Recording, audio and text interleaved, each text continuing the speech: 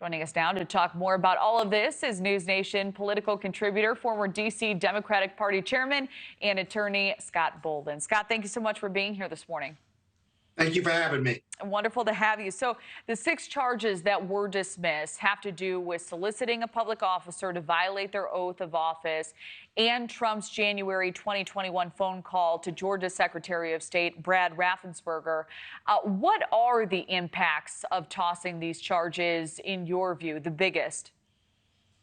Well, it's a procedural issue, and this could require further delay in the trial, which would be the biggest impact, but it does not necessarily have to. There are 88 other charges pending against the defendants in this sprawling conspiracy case and all that comes along with that.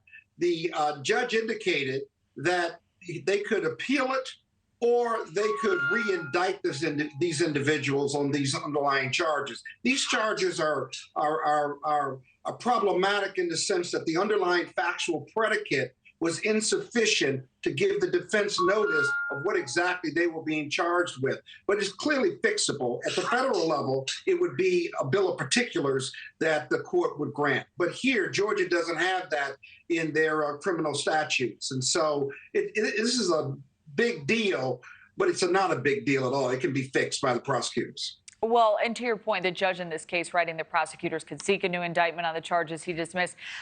Do you expect that to happen, Scott?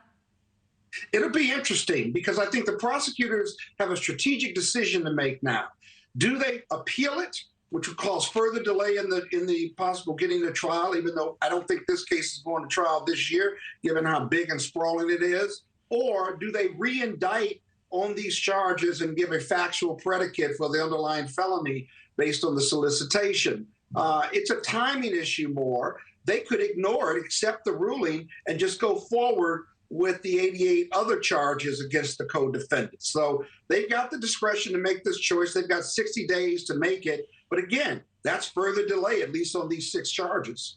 So we're also expecting, as we outlined, a decision this week on whether the DA, Fani Willis, will be disqualified in this case. How likely do you believe that is now? And do these dismissed charges give you any more insight into how that decision may land? I don't think the defense has proven their case by the preponderance of the evidence. There's some credibility issues that they've raised, but they haven't proven by the preponderance of the evidence of an actual conflict, because it was inconclusive and the witnesses just didn't come through for them. So there's not a lot of there. Secondly, I don't think the judge who is up for re-election is going to throw Fani Willis off the case. I think he will give an opinion where he will be critical, but he would not have issued this decision on a Tuesday only to find against her and for the defense on the conflict of interest issue on a Friday. It just wouldn't make sense. He would have waited and dealt with the new prosecutor to deal with this issue. So I think she stays, and I think Fani Willis has a decision to make as to whether they re-indict or whether they appeal.